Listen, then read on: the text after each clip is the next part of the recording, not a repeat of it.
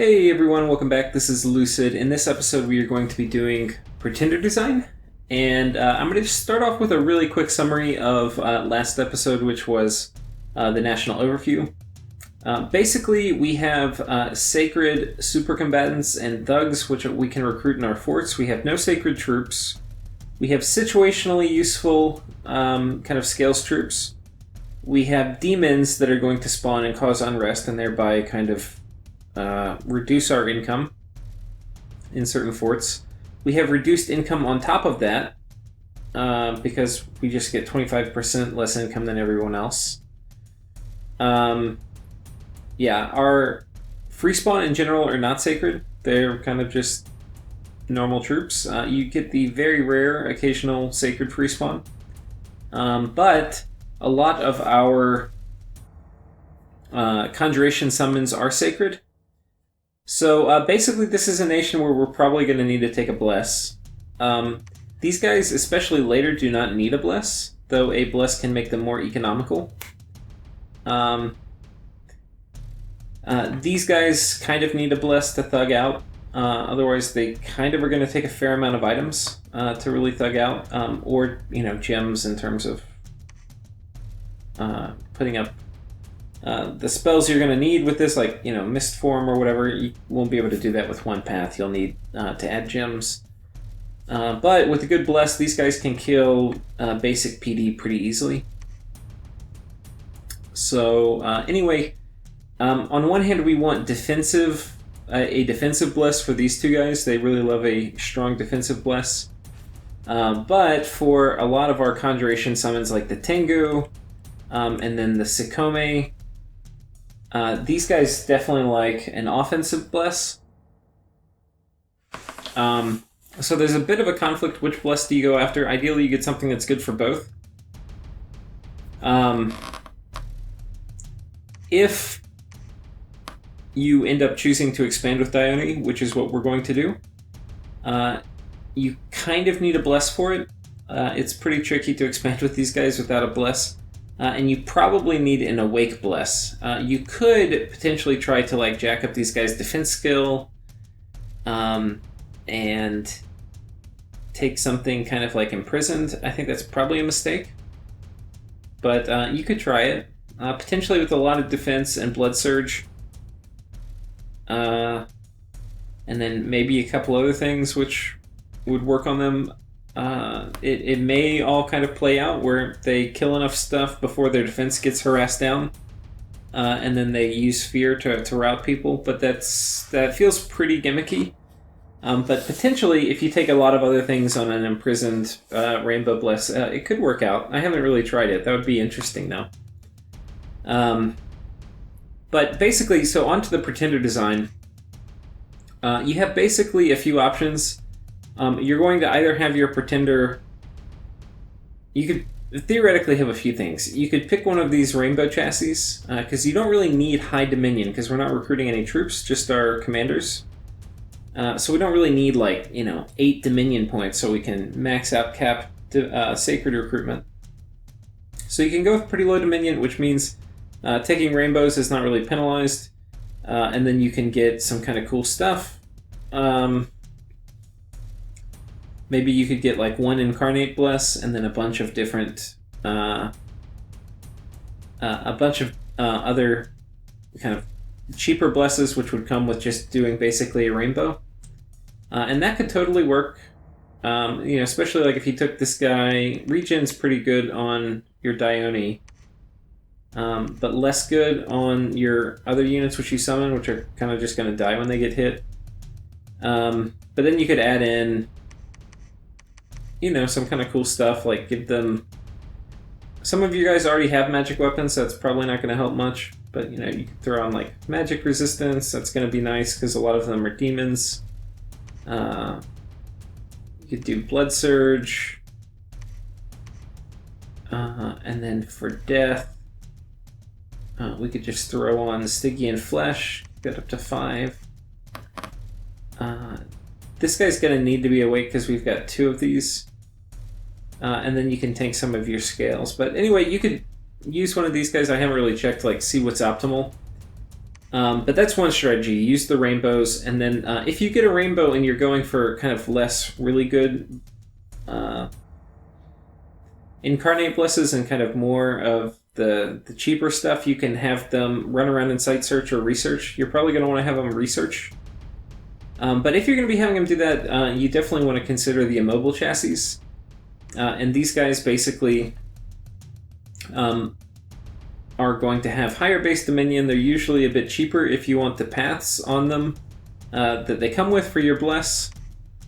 And the cost of boosting a new path is not quite as bad as it is with the Titans or the expanders. The final, but these guys are obviously just gonna cast globals, but basically sit around and research until then, which is something you really need actually, because your first few levels in Alteration are going to make your Dione much better. The other thing is, because you're going to be taking a very good bless potentially for your Dione, you may want to expand with your Pretender. This is a pretty damn good chassis for doing that. Having Earth built in, he's going to have a bit higher protection. He does not have great head protection, but you can get him a hat pretty easily for him to wear. But yeah, this guy is pretty legit. Chaos Power 2 means he's going to have pretty high defense in Chaos provinces with your Dominion, or Turmoil provinces with your Dominion, and then he's got Fear 6. So anyway, a bunch of good criteria for being a good expander. A lot of these guys don't have armor, which is kind of the problem with Titan chassis for expanding. You could potentially take like a super eco bless, like just take this guy, expand with him, and maybe you would have much better scales. And you just go with hard skin probably. And this guy can obviously expand pretty ridiculously well. Yeah,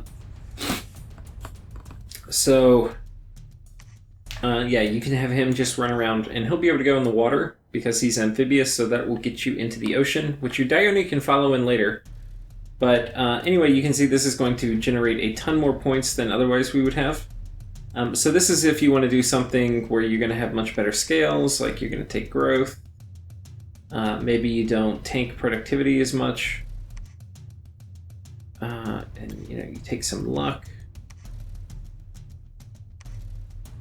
Like you could do something like this. This would probably be kind of interesting.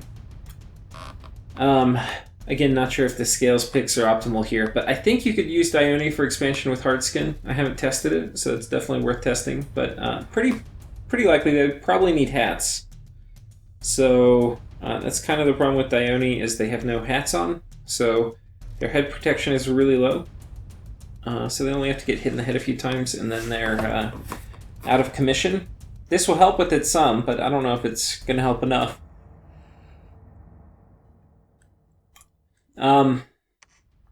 But yeah, so you could go for an expander. The thing that's nice about an expander is it's a bit tricky making your first Dione. If you tank your productivity, you're not going to have enough resources even on turn 2 if you make nothing on turn 1 to start recruitment, and then they're slow to recruit. So turn 1, you don't have one. You don't have enough gold to make one. So turn 1, you cannot make a Dione. Turn 2, you could, but if you tank productivity, you're not going to have enough resources in your cap. So then you can't even start turn 2. So then you start turn 3. On turn 3, yeah, you can start making them now, but they're not going to be made till turn 4, and you won't be able to expand with them. You won't get the first province from them until turn 5. So Dione expansion is kind of slow. If you take like an Earth Snake, you can basically guarantee you're gonna. I mean, Earth Snakes can basically blind expand, especially with hard skin.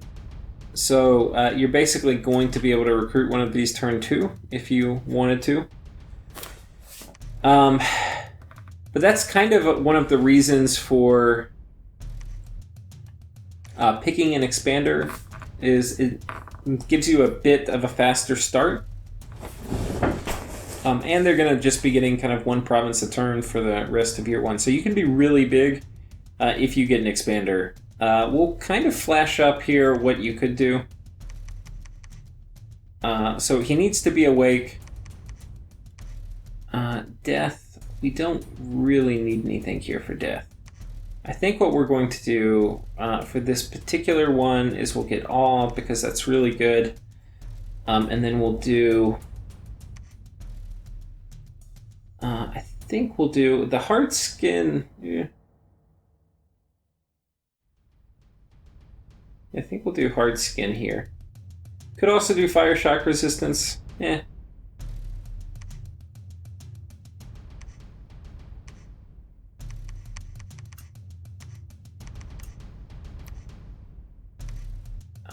We'll take growth. And then luck's going to be nice. We'll go ahead and give ourselves heat.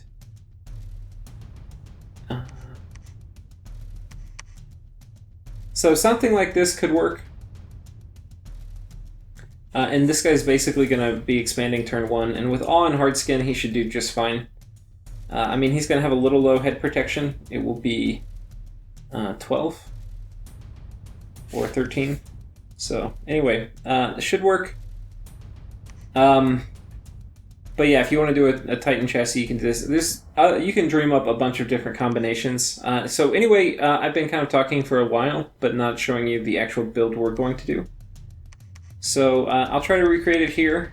Basically, we're going to be doing an awe.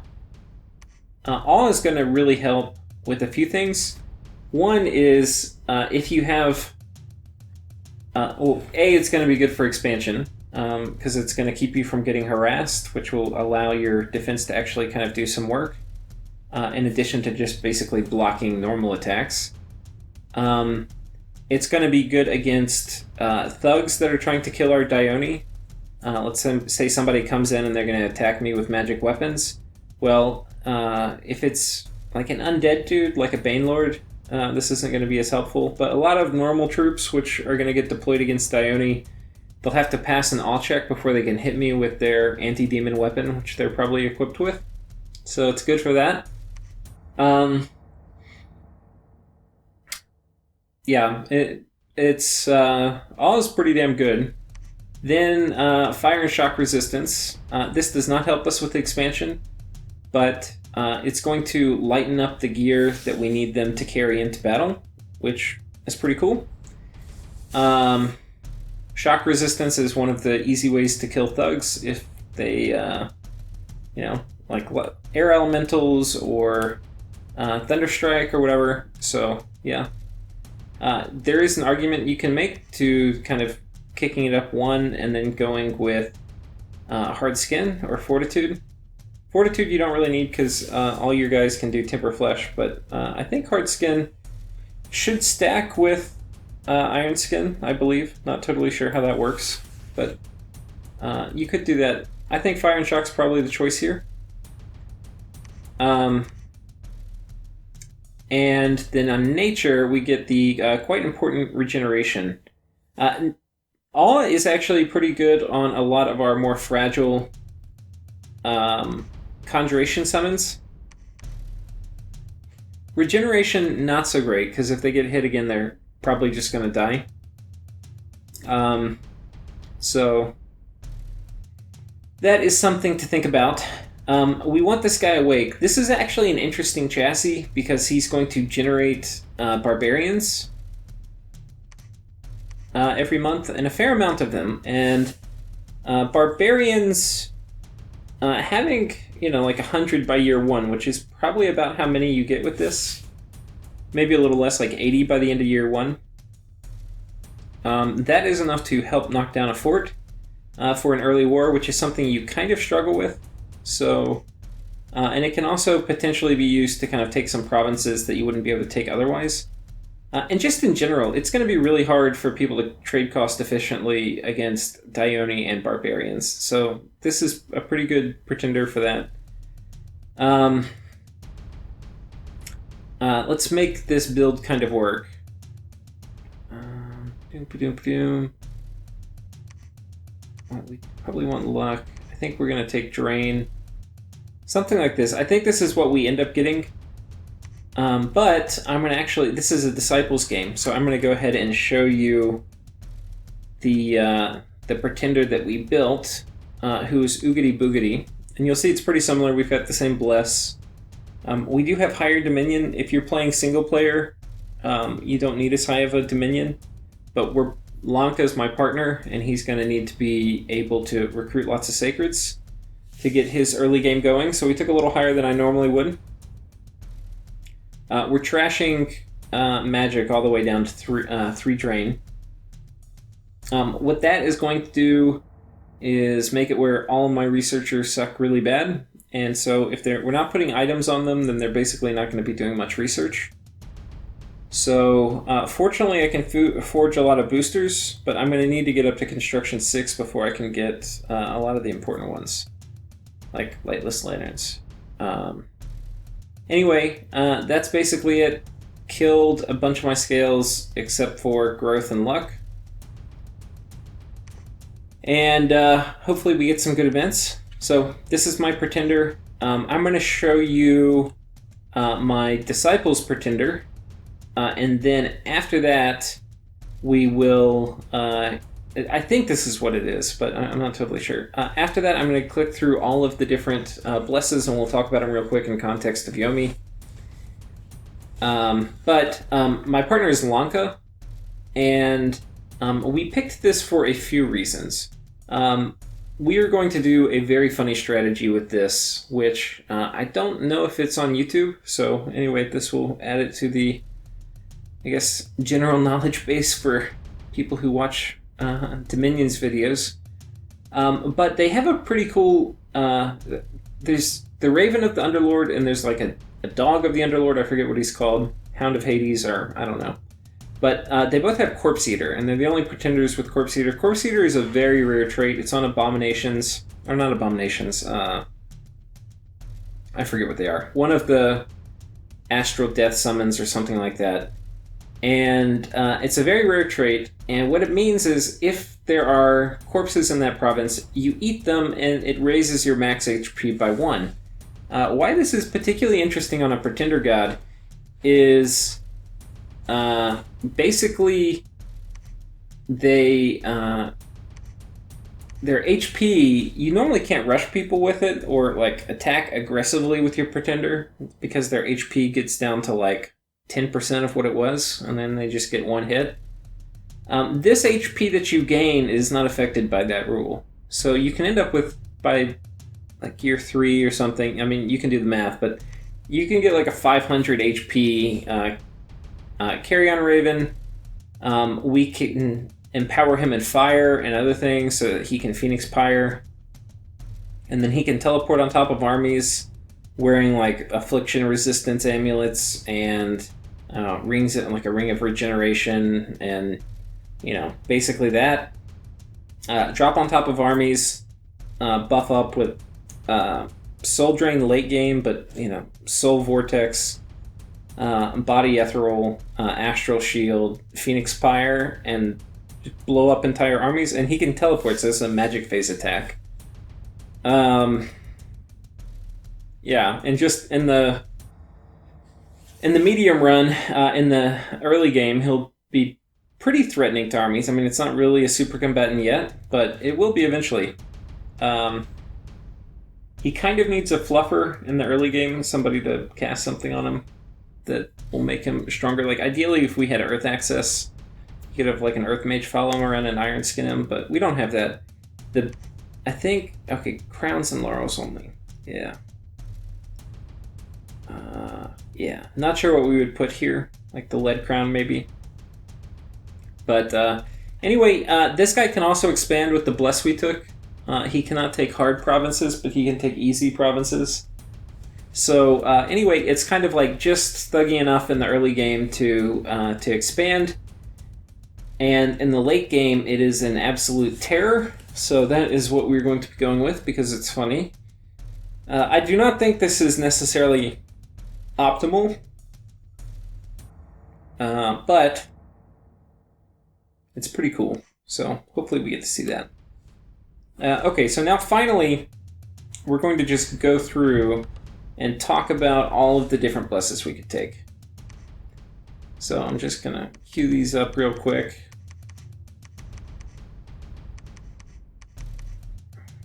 And I'm going to do these really fast. So the fire resistances are kind of nice. We can drop Firestorm. Some of our units are fire resistance, others aren't. Like our shitty demons, we get the Kooni are not.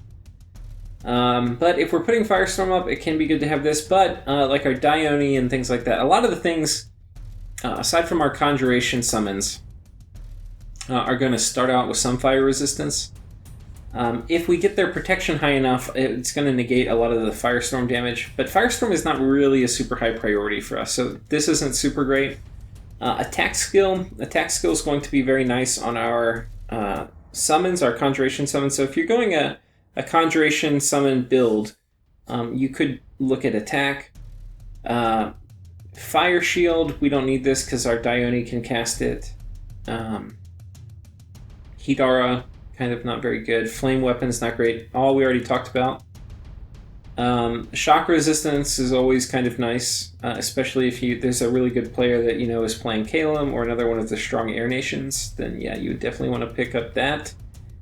You can also get it down here like we did in the Fire Shock Resistance. Fire Resistance actually deserves one more mention, which is that one of our Earth spells basically gives us mass protection early and in the Earth path. And that will give us a fire vulnerability, so there is some reason in addition to go ahead and take that fire resistance. Though it's only going to apply to our sacred troops. Map Move 6 actually is pretty sweet on Dione. This is something that would be worth thinking about. Especially if you're going to go for like an Imprisoned or a Dormant Pretender, where you're getting like a Rainbow Bless. This is something you could use to get high air on your Pretender, or kind of high air. And this isn't really that important until like the end of the first year. So you could get this on a Dormant chassis, get a few extra points while you're getting a bunch of other Rainbow things. But this 6 map move is going to turn them into pretty deep raiders, especially if you throw Boots of the Messenger on them with Windwalker. They are going to be very, very fast. Air Shield, probably not. Thunder Weapons, probably not. This would be interesting on a lot of your national summons. That would be kind of cool. And people aren't normally expecting they're going to need a lot of shock resistance against a Yomi, so definitely something to consider. If you're focusing on the Conjuration Bless. The other thing with Conjuration Bless is you could potentially have a lot of the Incarnate stuff turn online, you know, with a Dormant or Imprisoned Pretender. Because, like, Thunder Weapons is not going to help your Dione expand, or you're going to have to use things other than Dione to expand. So if you get, like, Thunder Weapons in conjunction with other Rainbow stuff, Thunder Weapons can just turn online, even at year 3. Because it's not going to be until then that you're having just a lot of your Conjuration summons. But or Dormant, you know, at the end of year 1. Not going to help you expand, though. Then, coming down here, Cold Resistance, not very sure about that. Winter's Gift you don't need because you've got a bunch of snow movement kind of built into your troops, so you don't need that.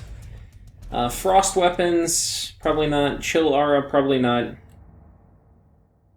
Water Breathing would actually be kind of hilarious. If people are not prepared... I mean, if you're fighting Ryla or other things that have Mind Blast or Mind Control attacks, probably not. But if there's no Ryla in your game, you might be able to do an Underwater Rush with Water Breathing. And it could work, because basically until big water elementals get out, your Dione will be able to eat up everything underwater, most likely. So that would be kind of hilarious if you were to do that. Quickness, this is really good on your Conjuration summons, but not great on your Dione. Though you could do it. I don't think this would work out too well. Reinvigoration is kind of nice, but you also have Mountain Survival on almost all your units. But Reinvigoration is kind of nice. You do have Summon Earth Power, which will make you close to Fatigue Neutral, and it will make you Fatigue Neutral if you have, like, Boots of the Messenger. Uh, Reconstruction, no. Strength of Earth. Yeah, all the strength traits will just say you could get if you're going for the Conjuration summon build. Unbreakable. This actually would be kind of hilarious to take. This is one of the things that you could potentially take on a Rainbow. But this would actually be more for your Dione in the late game once you get Phoenix Pyre up. And then basically they're going to come built in with a ton of Affliction resistance. And yeah, having Affliction resistance in the late game on a super combatant is pretty good. Especially if you can turn one, get Phoenix Pyre out. Though there are ways to still kill Dione, but anyway, that works pretty well. Fire Shock resistance is pretty great. Larger doesn't work on Dione, but should work on... I wonder if it actually... Let's check real quick. I think these guys are size 6. Oh no, they're size 4, so actually you could do larger, which would be kind of hilarious. Yeah, you could do larger, and even potentially... No, you can't do larger and... Wait, 3 and 7? Okay, you could potentially do larger and regeneration, which would be kind of funny. They would have a ton of HP, and they would have even more base regeneration. Yeah. You could probably do it. I don't know if there's a great chassis. You would want, ideally, something... Okay, like, this guy could potentially do it. You could do, like... Well, no, you need Earth. Yeah, you would probably do it on something like this, but... Yeah, you're going to have a lot more HP. It's not prohibitively expensive. So that's kind of an option. I'm not saying that would be great, but... Let's go pull it up. We'll finish Earth. Okay. Fortitude and Hard Skin would be... Fortitude you want to skip, not good on Dione, not great on your other dudes. Hard Skin, kind of situational. The magic resistances are nice. They will keep your Dione from getting banished, which is definitely a consideration. Magic weapons, probably not great. Your Shikome already have magic weapons, so if that is an itch you need to scratch, you already have pretty good tools for it, but it's pretty cheap, so depending who you're fighting, you might choose to take it. Probably not. Etherealness, you could do... You are a nation that does not have access to Astral, and super combatants love getting fluffed by Astral Mages. This is one way to kind of deal with that. Probably too expensive, though, but you could do it. I mean, these guys would definitely be able to expand, like, ethereal regenerating dudes. Be pretty good. Down to Spirit Sight and stuff, I don't think you really need. You are demons, so you have night vision. On the death stuff, Sticky and Flesh, you're gonna your guys are gonna be self-buffing, so a lot of the protection buffs are not going to be very good. Because, like, Bark Skin, whatever, they're not going to help that much because you're going to be casting Stone Skin pretty early in the game on your thugs. And I mean, you have a national buff, like a unique spell to get 10 protection on all your dudes with Bark Skin. So probably not worth it. Yeah, I would dodge these. Nothing else here is terribly useful. Fear would be kind of interesting on a bunch of flyers, but it doesn't synergize well with your Dione, who already have Fear. Coming down here, Poison Resistance, maybe, probably not. No, I think a lot of your units actually have Poison Resistance built in, so probably don't need that. Recuperation would be pretty sweet on Dione. That's definitely something worth considering. And it could also be Dormant again. Your guys accumulate afflictions year 1, and then at the end of year 1, or even at year 3, you have Recuperation pop out, and it starts healing all their stuff. So that would be kind of cool. Berserker, pretty dangerous. Berserker, you kind of want it on super combatants because they'll stay to the end of battle. But it also opens up some pretty big vulnerabilities where they can have their scripts interrupted. You can get around that by having them bless themselves and thereby give themselves Berserker at the end of the script.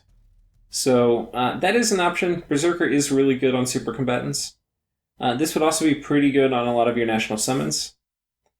Bark Skin you want to dodge. Strength of Flesh is great. Blood Surge is great. These are both really good on both your Dione. Okay, the Blood Surge is really good on your Dione and on your Conjuration summons, so that's definitely something you could consider taking. I kind of wish I had that, but I wasn't really willing to give up anything that I had. I still wanted to have Regeneration and Fire Shock Resistance and Awe. Awe is really good. But yeah. Blood Bond, I don't know if you have enough Sacreds to really make that work. Unholy Weapons and Blood Vengeance are kind of interesting, but not really. Yeah, I mean, these would be pretty good on a lot of your Conjuration summons if you're fighting a Sacred Heavy Nation. But with really fragile units, a lot of times that, you're going to get killed by archers, and this isn't going to help against that at all. And then Blood Vengeance. Pretty good if mages are trying to shoot your dudes down, but not necessarily great if you're worried about Soul Slay or something for Dione. So, anyway, went through all the blesses. We've talked about My God. We've talked about the our disciple, what his God is going to be. And I think we've got a pretty good build. I don't know if it's fully optimal. I think it's pretty good, but I always kind of have better reflections on that towards the end. Yeah, I think Regeneration, Fire Shock Resistance, and I think we have Poison Resistance built in some and all. These guys are going to be pretty hard to kill basically throughout the whole game. So anyway, thank you guys for watching. I will see you next time, and put some thoughts below in the comments if you have different build ideas for how you would do it. Take care.